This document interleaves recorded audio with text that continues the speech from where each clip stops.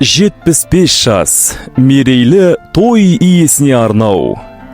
Ақжаулықты аналардың сәнісіз, әулетіміздің шуағымен мәнісіз. 75-тің асқарына көз тіккен бүгін міне мерейлі де әрісіз.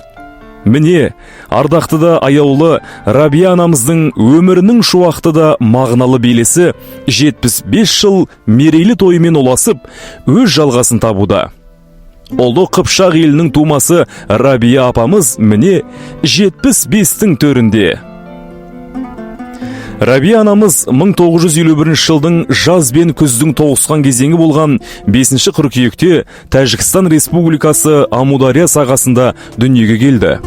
Ол ата-анасы Қожамұрат пен Тұрсынайдың перзентінен екінші, қыз тумадан алғашқысы болып, әкесінің ерке қызы болып өсті.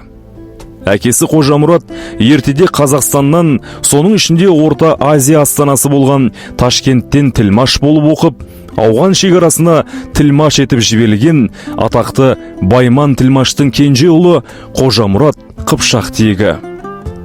Атына сай Рабия анамыздың әкесі қолы ашық, жүрегі кең, еңбекқор, диқанда, шаруада, төрт түлікті тең айдаған шопан да, оңды-солды тіршілік жасап, анасы Кенжегүл, қарындасы Сапаргүлді, одан туған 4 жиен қызды, өзінің 2 ұл, 4 қызын қанаттыға қақтырмай, тұмсықтыға шоқтырмай аялап өсіріп, ұлды ұяға, қызды қияға қондырып, әкелік қамқорлық парызын орындап, заманның батыры, ер азаматы бола білді.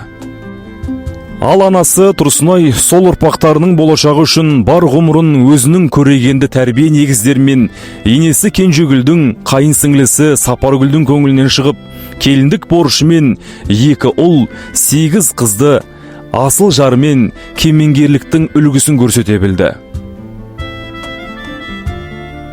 Сондай 2 кемеңгер тұлғаның тәрбиесін алған Рабия анамыз Алланың қалауымен, салт дәстүрін жолымен, әлім еліне тойбазардай абыз атасының оразалдай ер азаматына 1973 жылы ұзатылып, міне 53 жылдан бері өзінің бар ғұмырын сол елдің көсегесін көгертіп, босағасын нықтап, ұрпағын жайып, түтінін түтетіп, міне 75 жасты ауқымдап отыр. Сол асыл жары оразалы атамызбен өткізген саналы ғұмырын әулет абыроймен жалғастырып, 2 ұл, 4 қыз дүниеге әкеліп, міне сол ұрпақтарынан 27 немере, 2-3 шөбере өсіп келеді. Осы саналы ғұмырында небір аумал төкпелі заманда 2 ғасырдың тоғысқан кезеңдерінде 2 мемлекеттің арасында, яғни Тәжікстан мен Қазақстан, тіпті арасында Өзбекстанда ғұмыр кешіп, жоғары білім алмаса да, өзінің бастауыш білім негіздерімен де еңбекқорлығымен, өмірге деген құштарлығымен талай еңбектің шыңдарын бағындырып білді. Ол еңбекті әкесінің қасында жүріп үйренген. Кәсібін барған әлім елінде тігіншілікпен бастап, шебер атанса, берсін келе білім ошақтарында ерен еңбектің үлгісін көрсете білді. Тәуелсіздіктің алғашқы жылдарында Қазақстанның қиын қыстау кезеңінде отбасы тауқыметін арқалап, Жетісай, Ақтау, Алматы арасында пайғамбарымыз Мұхаммед саллаллаху алейхи уассаламның сүннеті болған саудамен айналысып, тек өз отбасы емес, талай жандарға өз еңбегінің септігін тигізді. Міне бүгінгі таңда сол қажырлы еңбегімен, ата-енесінің үйреткен, ата-анасының сара жолымен ұрпақтарына бауырларының үлкені болып, ал еліне елеулі, халқына қалаулы болып, тілеулес абыз әже батасын беріп, дұғасын жасап, 5 реттік парыз намазымен нағыз кемеңгер асылана әже болып отырған жағдайы бар. Алла ұзағынан сүйіндірсінші.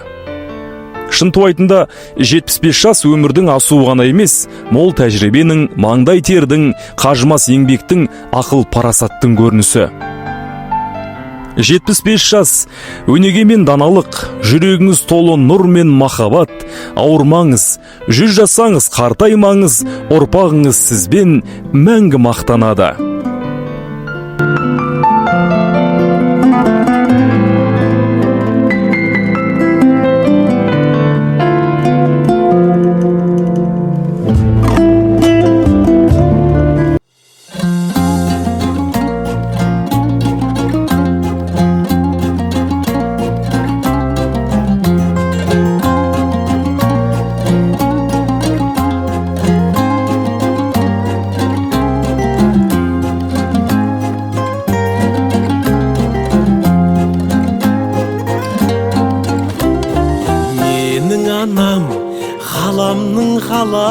қанағаты.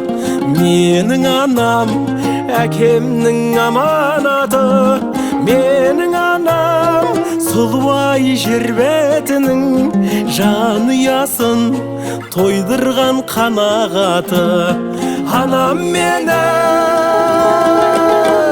сұлуай жер бетінің жанұясын тойдырған қанағаты.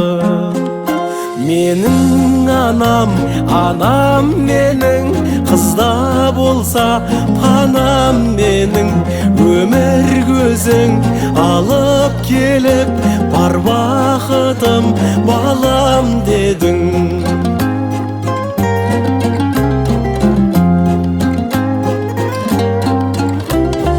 Менің анам әулеттің бақ жұлдызы.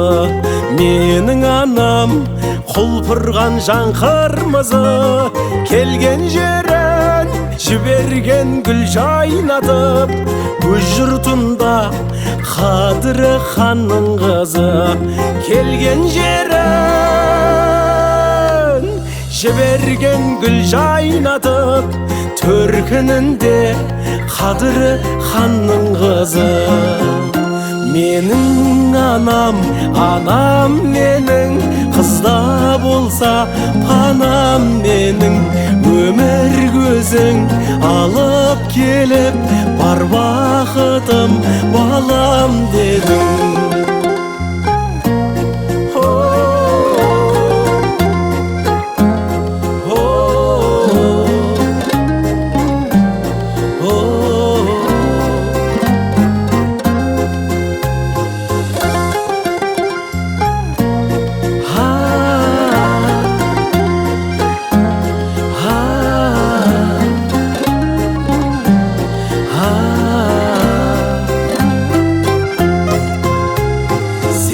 Сезімімен ұл-қозын шыңға асырған, күлім көзі мөлдіреп мұң жасырған. Менің анам өмірге шын ғашық жан, аз ғұмырды кем сүрме бір ғасырдан. Анам менің өмірге шын ғашық жан, аз ғұмырды кем сүрме бір ғасырдан. Менің анам менің қызда болса панам менің.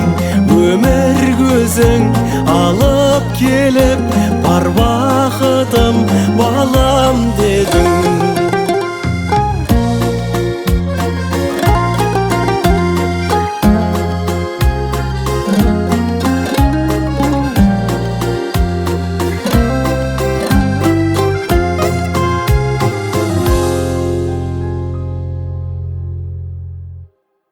Келіп атқан сендерге өте рахметімді айтам. Жіберіп атқан Айнагүл қызым рахмет. Балдарын әйтеуір сыйлап жіберіп атқанына. Күләш. Мына Өміржанға да рахмет. Осыларды әйтеуір бірлестіріп бәрін беріп атқан осы ғой енді. Бәріне рахметімді айтам. Осы келіп мені сыйлап атқан бәріне рахмет. Просто мына балдарыма бәтемді беріп атырмын ғой, жандарым аман есен жетіп, аман есен өмірлерің ұзақ болып, шабыстарың мол болып, жолдарың ашық болып, келінді әлем келіншектер алып, небері шөбері сыйлап.